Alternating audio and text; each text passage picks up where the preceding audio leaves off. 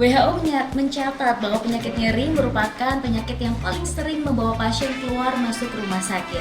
Secara global, data menunjukkan prevalensi nyeri secara global sebesar 20%. Namun di Indonesia sendiri belum ada penelitian lebih lanjut terkait hal tersebut. Namun diketahui bahwa nyeri kanker dialami sebesar 12,7 juta jiwa dari penduduk Indonesia.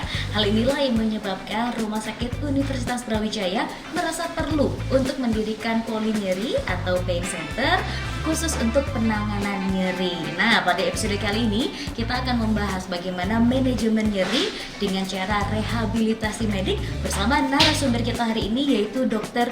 Rosalina Puji Hapsari, SPKFR. Beliau selaku staf fungsional KSM Rehabilitasi Medik Rumah Sakit Universitas Brawijaya. Kita sapa terlebih dahulu. Assalamualaikum dokter, bagaimana kabarnya hari ini?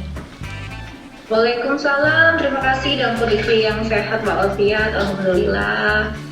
Alhamdulillah. Baik dok, nah pada episode kali ini kita akan membahas mengenai manajemen nyeri namun dengan cara rehabilitasi medik. Tapi sebelum kita berbincang lebih jauh ke sana, banyak dari masyarakat ataupun pemirsa UBTV yang mungkin masih awam dok terkait nyeri. Nyeri ini seperti apa sih, penanganannya bagaimana, dan mengapa perlu adanya manajemen nyeri khususnya di rehabilitasi medik. Silahkan dokter.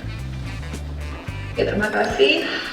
Jadi nyeri itu adalah suatu perasaan yang tidak nyaman dengan intensitas yang bervariasi ya, tergantung subjektivitas yang dialami oleh pasien. Di mana nyeri itu terjadi karena suatu kerusakan jaringan. Dan untuk waktu terjadinya memang ada pembagiannya, ada nyeri akut dan nyeri kronik.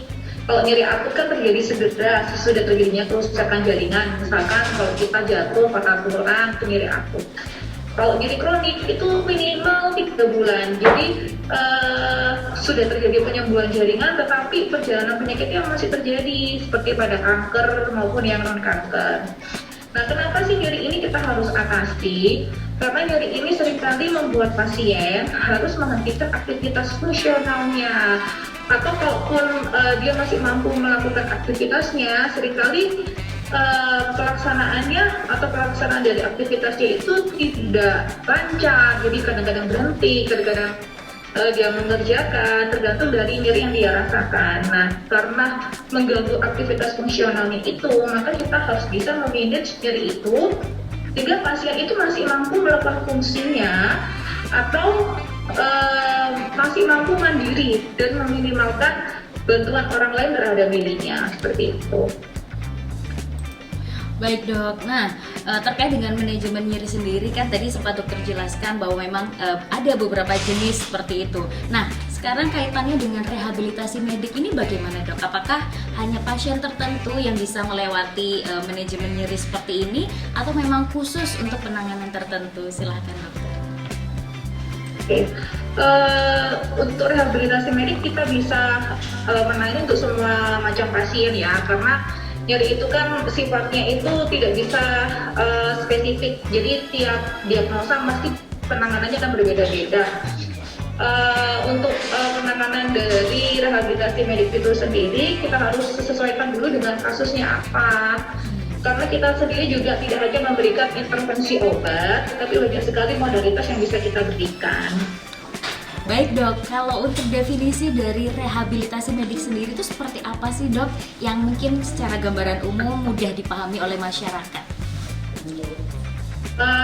Supaya bisa dipahami oleh masyarakat, jadi rehab medik itu merupakan salah satu cabang ilmu kedokteran ya. Intinya kita itu melakukan penanganan terhadap disabilitas yang dialami oleh pasien. Disabilitas itu apa sih? Kecacatan. Disabilitas itu adalah kecacatan. Kita mengenalnya secara komprehensif ya Bu. Jadi secara komprehensif tidak hanya sekedar kita menyembuhkan aja, tidak hanya sekedar kuratif aja, tetapi kita bagaimana memberikan edukasi, promotif untuk kesehatannya, rehabilitatifnya, supaya pasien itu masih bisa berfungsi kembali. Dan untuk disabilitas seperti apa yang bisa ditangani, itu semua disabilitas yang mengenai sistem muskuloskeletalnya. Misalkan kalau muskuloskeletal itu maksudnya di sistem otot dan tulangnya, neuromuskular itu di sistem syarafnya, kardiorespirasi itu di sistem jantung dan parunya, serta gangguan vokasi itu pekerjaan ya maksudnya, gangguan vokasi maupun psikososial yang dialami oleh pasien seperti itu. Jadi berarti dalam penanganannya kita butuh tim, memang tim rehab sendiri untuk melakukannya, tapi bukan berarti kita bukan bagian dari pain center, kita tetap bagian dari pain center seperti itu. Baik, wah ini menarik dok, menyambung yang barusan dokter jelaskan. Dibutuhkan tim apa saja dok? Ini mungkin kita kenalnya sebagai tim multidisipliner gitu ya. Apa aja dok kira-kira komponen yang menjadi bagian dari tim untuk penanganan atau manajemen nyeri tersebut? Itu manajemen nyeri atau yang tim rehabnya ya Bu ya? Boleh dua-duanya, bagaimana dok? Oke, dari tim rehabilitasi medik sendiri, kita kan terdiri dari dokter SPKSR-nya, dokter spesialis kedokteran fisik dan rehabilitasi, di mana dokter rehabnya ini kita mungkin sebagai leadernya atau ketuanya, yang nanti akan membawahi dari fisioterapis, terapi okupasi, terapi bicara, petugas pembuat alat ortosis prostesis, kemudian juga kita bekerja sama dengan pekerja sosial yang menjembatani antara pasien dengan rumah sakit, psikolog kalau memang membutuhkan terapi psikologis, dan juga keluarga pasien. Sedangkan kalau bagian dari tim pain di rumah sakit sesuai dengan keputusan kesehatan, jadi kita itu ada kombinasi dari tenaga kesehatan dan tenaga medis. Untuk tenaga medis sendiri ada dokter spesialis, dokter umum, kemudian perawat, kemudian fisioterapis, terapis okupasi, dan untuk tenaga kesehatan seperti dari tenaga kefarmasian yang nantinya akan mengatur seperti persediaan dari obat-obatan yang diperlukan di dalam penanganan nyeri. Oke, baik, siap dok. Nah, setelah ini kita akan berbincang lebih lanjut terkait rehabilitasi medik dan juga penanganan dari nyeri. Tapi di segmen berikutnya, jangan kemana-mana, tetap di Healthy Lifestyle for Happy People.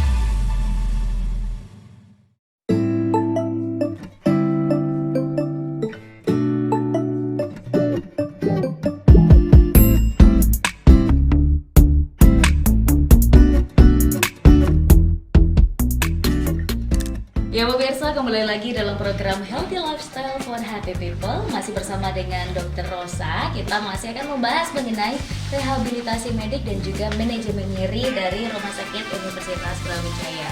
Dok, pada segmen sebelumnya kita sudah ngobrol banyak terkait rehabilitasi medik ini sendiri. Nah, yang menarik dok, ini saya sempat baca-baca bahwa ruang lingkup dari rehabilitasi medik ini juga beragam dan tujuannya juga berbeda-beda. Ini sebenarnya apa saja sih dok? Kalau saya lihat ada upaya promotif, preventif, kuratif, dan juga rehabilitatif. Nah, ini bagaimana dok maksudnya? Silahkan. Kalau untuk karena memang kita butuhnya kan ada yang promotif, kuratif, preventif, dan rehabilitatif ya. Kalau kuratif kan kita berarti berusaha untuk menyembuhkan, kalau saya bilang bukan menyembuhkan ya. Kita berusaha untuk mengatasi penyakit atau disabilitas yang dialami oleh pasien, itu kuratif. Kemudian kalau untuk rehabilitatif, kita berusaha untuk membuat pasien untuk kembali melakukan fungsinya. Nah, terus habis itu kalau untuk preventif, kita berusaha untuk mencegah supaya tidak terjadi disabilitas yang sama, atau jika pun sudah terjadi disabilitas, kita harapkan disabilitas itu tidak bertambah menjadi lebih berat atau muncul disabilitas yang baru. Contohnya pada pasien stroke ya, pasien stroke misalkan first attack atau serangan pertama pasien itu sudah bisa berjalan. Nah, harapannya kita memberikan edukasi, kita memberikan program kegiatan apa latihan di rumahnya seperti apa dan modifikasi activity daily life-nya seperti apa, kita harapkan dia nggak mengalami stroke yang kedua gitu, jangan sampai dia mengalami stroke yang kedua seperti itu. Tadi apa sih ya, preventif, promotif, kuratif, rehabilitatif, ya itu tadi. Iya sudah Pak Dokter. Nah dok, ini menarik kalau kita berbicara soal skema yang sangat ideal di rumah sakit, pasti secara perlengkapan dan pengobatan juga lengkap. Tapi kalau kita ngomong pada tataran puskesmas mungkin dok, atau di masyarakat itu sendiri, apakah ada perbedaan pelayanannya gitu dok? Perbedaan antara puskesmas dengan rumah sakit yang ada rehabilitasi mediknya gitu maksudnya? Iya. Oke. Nah kalau di puskesmas kan memang menurut yang saya tahu ya, kalau di puskesmas kan mungkin penanganannya masih sifatnya itu kan masih dirawat atau diperiksa oleh dokter umum, atau apa namanya, mungkin kalau ada dokter spesialis ya bisa dirujuk ke dokter spesialis yang ada di puskesmas itu. Umumnya kan mungkin pengobatannya masih terapinya masih memberikan obat seperti itu. Sedangkan kalau di rehabilitasi medik sendiri kita tetap bisa memberikan terapi obat. Nah tapi juga ada modalitas terapi yang lain kayak terapi panas. Panas ini macamnya ada yang dalam sama yang superficial, ada terapi stimulasi elektrik, ada terapi alat yang lain. Selain itu juga ada exercise ini kayak program latihan fisik yang ditujukan untuk memberikan proses penyembuhan kepada pasien seperti itu. Karena latihan ini memang macamnya banyak sekali komponennya, ada latihan untuk kebugaran, latihan penguatan, fleksibilitas sesuai dengan kondisi pasiennya. Kemudian juga ada hidroterapi, ada juga terapi manual terapi, dan masih banyak lagi, termasuk juga pemberian atau peresepan alat bantu jalan, misalkan walker, tongkat pada kasus nyeri anggota gerak bawah, ataupun peresepan dari ortosis prostetis ya. Kalau ortosis itu kan alat-alat yang kita berikan pada bagian tubuh yang masih ada. Kalau prostesis itu untuk mengganti bagian tubuh yang sudah nggak ada, seperti pada kasus amputasi seperti itu. Menarik ya dok, ternyata banyak sekali peran rehabilitasi medik dalam manajemen nyeri itu sendiri. Tadi dokter menjelaskan ada beberapa, nih saya juga sempat baca-baca di artikel ada hal-hal lainnya dok. Kalau dokter berkenan untuk membantu menjelaskan, ada beberapa terapi seperti manipulasi, tapping, dry needling. Nah itu bagaimana ya dok? Kalau dry needling itu kita menggunakan jarum ini bervariasi ya dari ukurannya maksud saya. Bisa kita menggunakan jarum akupuntur ataupun jarumnya lebih besar. Fungsinya itu umumnya kita berikan untuk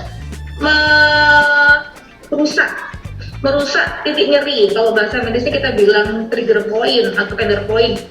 Misalkan pada kasus nyeri punggung bawah, di mana ada titik-titik nyeri tertentu, nah itu kita rusak dengan menggunakan gland needling. Harapannya titik nyeri itu akan hilang atau berkurang atau rusak. Karena kalau titik nyeri itu masih ada, dia akan bisa memicu nyeri, memicu spasme otot, jadinya seperti lingkaran setan, nyerinya akan tetap muncul, hilang timbul seperti itu. Kalau untuk manipulasi itu terapi yang kita berikan secara manual, secara fisik kepada pasien, contohnya kayak massage itu macamnya juga banyak, ada stroking massage, ada compression massage dan sebagainya. Fungsinya juga sama, bisa untuk menghilangkan titik-titik nyeri, bisa untuk mengurangi spasme otot seperti itu. Kemudian tadi apa lagi ya Bu ya? Ada tapping. Oh ya, kalau tapping itu kita memberikan seperti memang bentuknya seperti kayak plester gitu ya, tapi sebenarnya dia memiliki elastisitas tertentu. Fungsinya tergantung kita masangnya dari arah. Kalau kita sebut origo dan insersio, maksudnya origo itu awal dimana suatu otot itu kayak apa ya, kalau bahasa Jawanya nyantol gitu loh. Nah terus nanti berakhirnya di bagian mana, itu namanya insersio. Jadi kalau nanti kita masang tapping itu dari origo ke insersio, fungsinya untuk kekuatan atau untuk merangsang otot itu bekerja supaya nanti memberikan suatu input ke pasien. Oh ini loh, supaya harus bisa menggerakkan ototnya seperti kayak memberikan efek relaksasi, jadi dapat mengurangi nyeri seperti itu. Baik, dok, tadi menarik dokter sempat menyampaikan dengan teknik manipulasi itu juga seperti masas. Nah, di masyarakat juga banyak sepertinya tukang urut, tukang pijat, ini bedanya apa ya dok? Itu ya, kalau menurut saya ya, menurut pengalaman saya seringkali mungkin kalau tukang urut atau tukang pijat ya, dia kan nggak pernah belajar anatomi tubuh manusia ya. Mbak Nisa ya, kalau saya panggil ya, Mbak Iya, Ibu ya. silakan. Nah, itu kan kalau mereka kan nggak belajar anatomi ya, misalkan otot di daerah paha, nah otot daerah paha ini arah seratnya kayak gimana, dia yang tolnya dari mana ke mana seperti itu. Jadi dia asal mengurut aja. Oh, kalau ada yang misalkan kalau orang jaganya gerjel atau sesuatu yang keras, nah dia tinggal urut aja. Nah, sedangkan kalau teknik manipulasi kita harus tahu anatomi dari tubuhnya itu, otot ini dari mana ke mana, seratnya seperti apa. Terus teknik yang tepat tanpa harus menyebabkan kerusakan jaringan lebih berat, apa mau kompresi atau mau stroking atau mau yang lain seperti itu. Karena macamnya memang banyak seperti itu. Oke, baik. Wah, ini menarik sekali pemirsa, karena kalau kita tidak berobat pada ahlinya bisa jadi malah kita salah urat atau menambah kenyerian yang tidak kita harapkan. Nanti kita akan masih membahas mengenai rehabilitasi medik dan juga penanganan nyeri, tapi di segmen berikutnya. Jangan kemana-mana, tetap di Healthy Lifestyle for Happy People.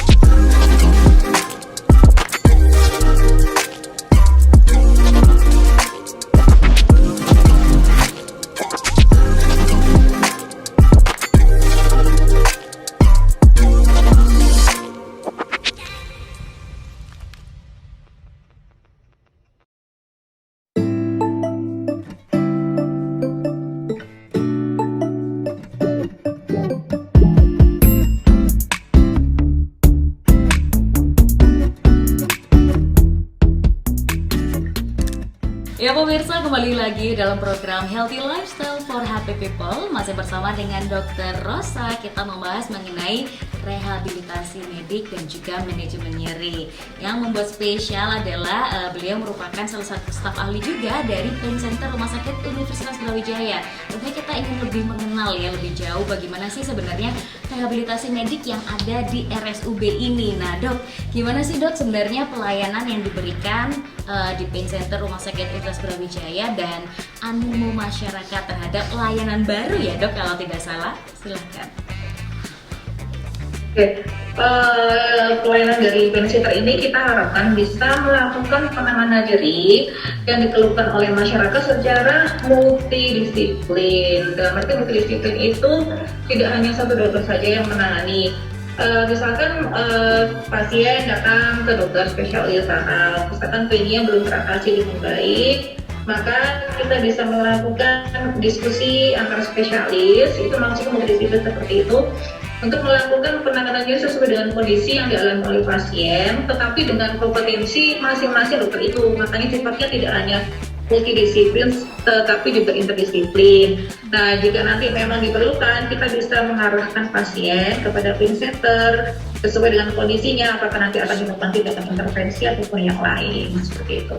Oh, ini menarik sekali dok. Berarti memang ketika pasien datang, belum tentu memang ketika daftar bilangnya nyeri, tapi mungkin dari penyakit lain ya dok, yang akhirnya baru Ya. diagnosa lebih lanjut. Wah. Iya. Oke, siap dok. Baik. Nah, kalau melihat dari animo masyarakat sendiri dan juga mungkin beberapa termin terakhir dari jumlah pasien yang berobat ke RSUB, apakah memang banyak akhirnya pasien-pasien yang didiagnosa memiliki penyakit yang harus dimanajemen secara nyerinya ini dengan rehabilitasi medik mungkin seperti itu. Bagaimana dok? Secara jumlah banyakkah yang akhirnya harus ditangani?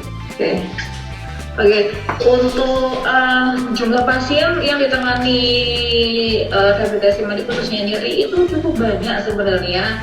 Kita bahkan terjadi banyak sekali peningkatan jumlah pasien, jumlah kunjungan pasien mulai dibuka itu kan sekitar tahun 2018 itu sudah banyak. Kita juga bisa menerima sudah bisa menerima masyarakat yang menggunakan asuransi seperti misalkan BPJS. Nah, namun memang sejak pandemi ini ada sedikit penurunan ya mungkin karena pasien masih takut datang ke rumah sakit dan sebagainya seperti itu. Tetapi mulai tahun 2021 ini sudah mulai banyak lagi ya, tapi tetap kita meskipun ada peningkatan jumlah pasien kita tetap prokes kita laksanakan ya supaya harapannya tidak terjadi suatu klaster tersendiri ya di rehabilitasi medik seperti itu. Siap. Dok, ini kalau boleh tahu biasanya kebanyakan dari pasien rujukan penyakit apa nih akhirnya berlanjut secara diagnosa harus ditangani secara rehabilitasi medik? Untuk jumlah kasus pasien juga bervariasi ya. Awalnya memang kami banyak menerima kasus kayak stroke, kemudian kasus degeneratif, misalkan kayak big pain, atau jadi punggawa ataupun osteoartritis di daerah lutut atau pengaturan. Tapi sejak tahun 2021 kita juga sudah menerima pasien anak. Jadi kasusnya cukup bervariatif sebenarnya. Awalnya yang hanya khusus untuk orang tua saja, maksudnya rujukannya ke kami ya, maksudnya yang datang ke poli kami. Nah, tapi sejak tahun 2021 sudah mulai ada beberapa pasien anak dengan gangguan tumbuh kembang. Nah, kita kasih di poli rehabilitasi medik. Baik dok. Nah, ini biasanya ada dua komponen yang masyarakat itu kepo. Yang pertama adalah siapa saja sih tim medis ataupun dokter-dokter yang menangani di rehabilitasi medik RSUB ataupun di manajemen nyerinya, dan juga teknologi atau peralatannya itu seperti apa sih dok? Nah, ini biasanya masyarakat kepo. Silakan dok. Kalau untuk tim medis di poli rehab medik, jelas sih dari dokter spesialis KFR-nya. Kemudian saat ini untuk di poli rehabilitasi medik Universitas Rumah Sakit Universitas Brawijaya masih ada fisioterapis ya Bu ya. Jadi masih ada dokter SPKF sama fisioterapis. Harapan kami bisa mengembangkan lebih besar lagi, kami bisa mengadakan terapi okupasi, terapi bicara, maupun tenaga ortod prostetik. Tapi walaupun begitu, meskipun belum ada terapi okupasi maupun terapi bicara, kita tetap memberikan edukasi dan juga cara melakukan latihan di rumah meskipun tanpa adanya terapi bicara maupun terapi okupasi seperti itu. Nah, kalau untuk di pain center sendiri saat ini yang masuk ke dalam jajaran timnya, dokter spesialisnya ada bervariasi, ada dokter spesialis anestesi, neurolog, kemudian dokter ortopedi, dokter rehabilitasi medik, maupun spesialisnya yang ditunjuk sama komite medik yang dianggap memang dokter ini memiliki kompetensi untuk menangani nyeri. Kemudian ada fisioterapis, ada perawat, ada tenaga farmasi seperti itu. Dengan untuk alat yang kita miliki, untuk yang kita gunakan di poli rehab untuk menangani nyeri, itu ada terapi panas superficial, kita ada infrared, kemudian kita ada terapi panas dalam, ada shortwave diathermy, ada ultrasound diathermy, kemudian kita juga punya laser, stimulasi elektrik. Terus kita juga memperluas tempat latihan kita yang awalnya nggak ada gym, sekarang sudah ada gym dewasa maupun gym anak-anak. Ya, kemudian kita juga sudah melengkapi dengan treadmill, dengan static cycle, kemudian alat-alat yang lain untuk membantu pelatihan ambulasi pasien, pelatihan jalan pasien pada kasus stroke. Harapannya kami bisa lebih mengembangkan lagi, bismillah. Sedangkan kalau untuk terapi intervensi, sudah ada ultrasound sebagai bantuan bagi dokter spesialis yang memberikan terapi intervensi nyeri sesuai dengan kompetensi yang mereka miliki. Wah, luar biasa sekali Dok. Ini mendengarkan penjelasan dari Dokter Rosa ini, mulai dari tim medis yang bertanggung jawab dalam pain center hingga peralatan digunakan memang sudah sangat amat lengkap ini. Dan semoga ini menjadi rujukan utama bagi masyarakat yang memang mengalami suatu hal yang tidak nyaman dalam tubuh, semisal nyeri yang tadi sudah dijelaskan oleh Dokter Rosa, untuk bisa segera menuju ke pain center Rumah Sakit Universitas Brawijaya. Baik, terima kasih banyak Dokter Rosa sudah berkenan untuk sharing hari ini. Sangat bermanfaat ilmunya. Semoga kita bisa jumpa lagi Dok di lain kesempatan. Baik. Ya pemirsa. Baik dokter, ya pemirsa, tidak terasa 30 menit sudah kita berbincang hari ini dengan tema rehabilitasi medik dalam manajemen nyeri bersama dengan Dokter Rosa. Dan pada episode berikutnya kita masih akan berbincang mengenai banyak hal. Oleh karena itu tetap saksikan program Healthy Lifestyle setiap hari Senin sampai Rabu pukul 19.00 waktu Indonesia bagian Barat hanya di UB TV. Aktif dan kreatif. See you all.